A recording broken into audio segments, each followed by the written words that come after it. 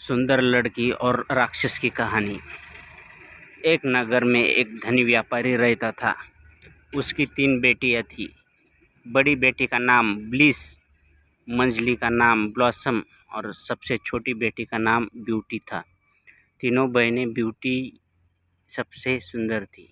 इस कारण उसकी दोनों बड़ी बहनों उससे जला करती थी। स्वभाव से ब्यूटी नम्र और दयालु थी, जबकि दोनों बड़ी बहनें गुस्सैल, लालची और स्वार्थी थी। एक दिन व्यापारी को यह संदेश मिला कि उसके सामानों से लदे जहाज समुद्री तूफान के कारण समुद्र में डूब गए हैं। इससे उसे बहुत बड़ा नुकसान हुआ है। उसका पूरा व्यवसाय बर्बाद हो गया है। घर को छोड़कर उसके पास कुछ भी न बचा और वे गरीबी में जीवन काटने को विवश हो गए। आलीशान जीवन जीने के आदि व्यापारी की दोनों बड़ी बेटियां इन हालातों के लिए पूरा दिन अपने पिता को बुरा भला कहती रहती और शिकायतें करती रहती थी। वे घर का कोई काम नहीं करती थी, लेकिन ब्यूटी इस हालातों में भी खुश थी। वो पूरे दिन घर का काम करती और साथ ही अपने पिता को भी खुश रखने की कोशिश करती थी।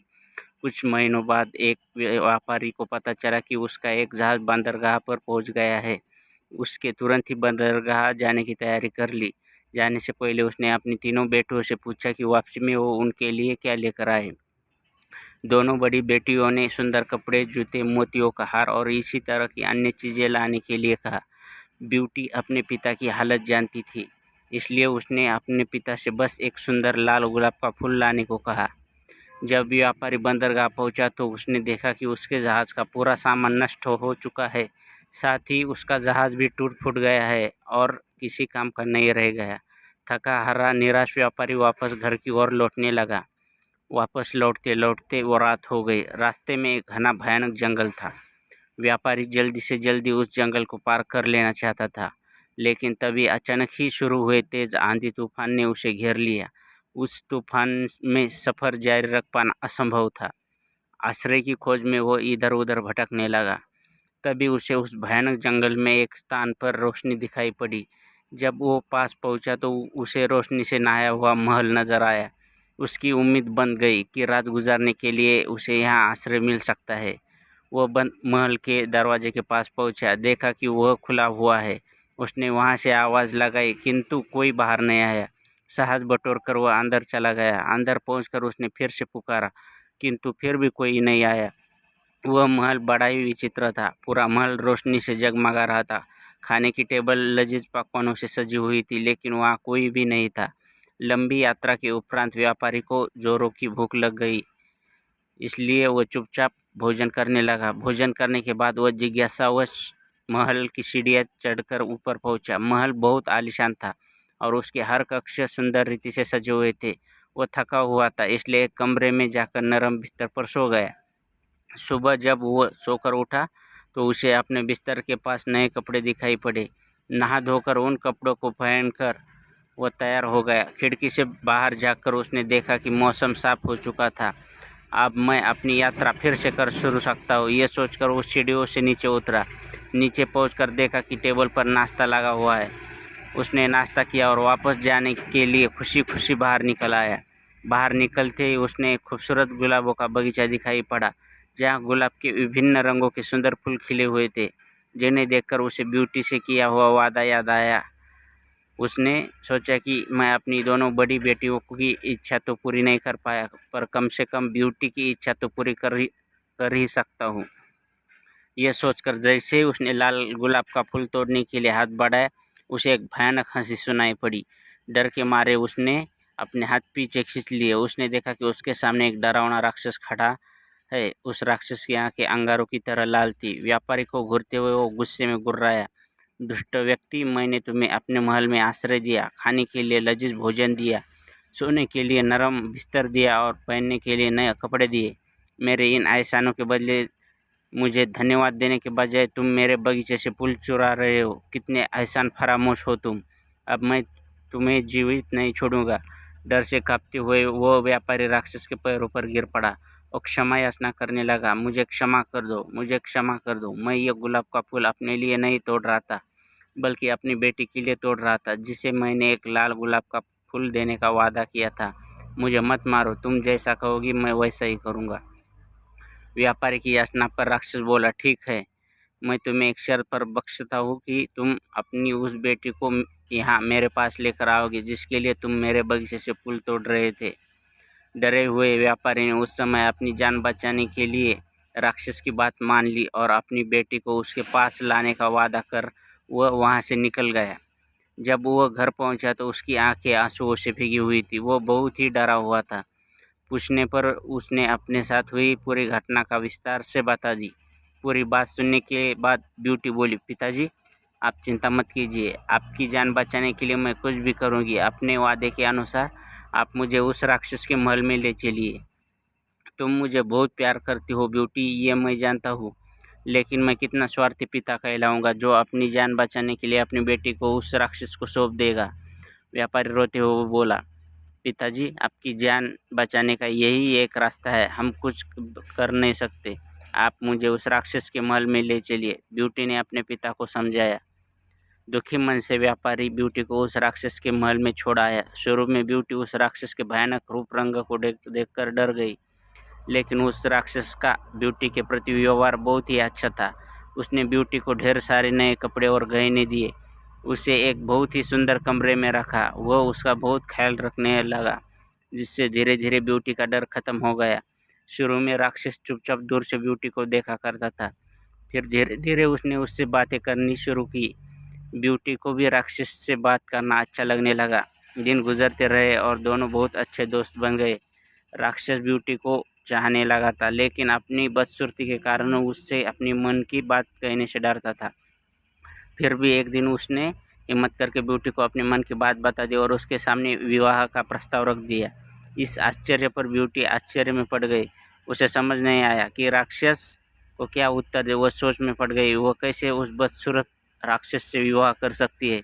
लेकिन वह उसकी भावनाओं को ठेस भी नहीं पहुंचाना चाहती थी, क्योंकि वह उसके प्रति दयालु था और उसने उसके पिता के प्राण भी नहीं लिए थे।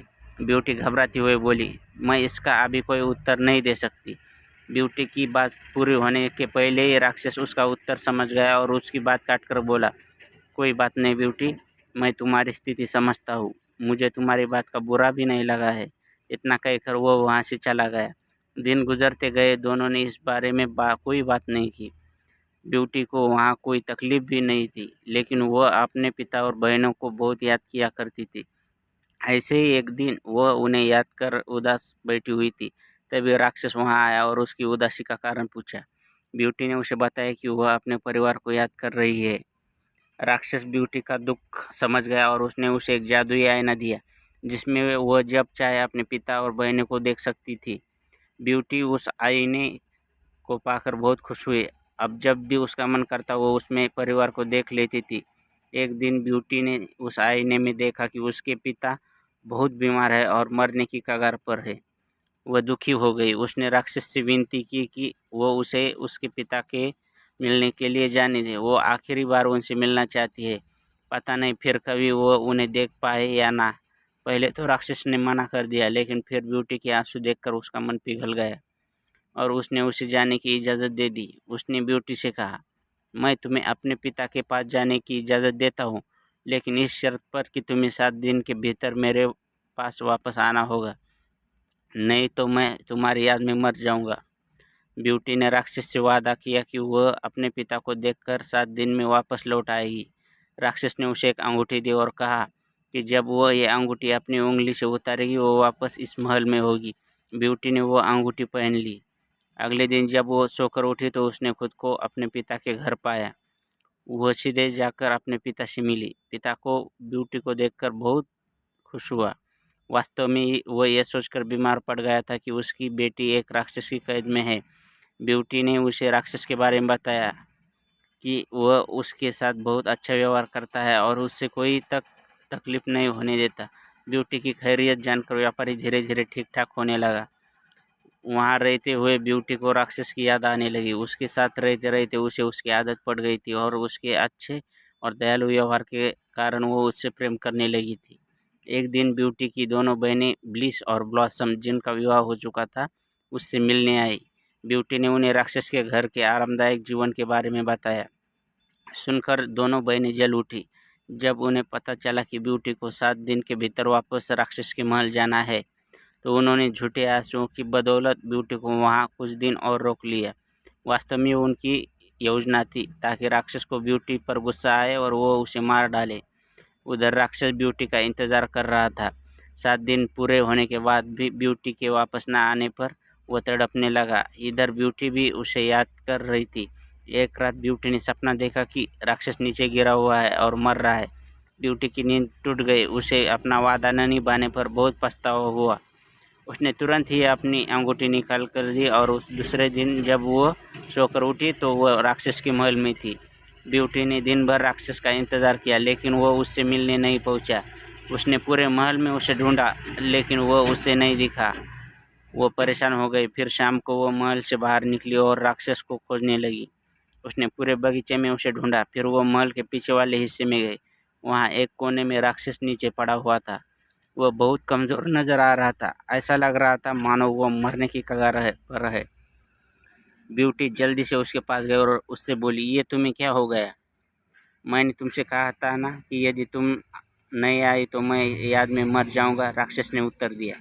ब्यूटी ने अपने देर से आने के लिए उससे क्षमा मांगी और उससे कहने लगी, तुम मुझे छोड़कर मत जाओ, मैं तुम्हारे बिना नहीं रह सकती। मैं तुमसे प्रेम करने लगी हूँ, मुझसे विवाह कर लो।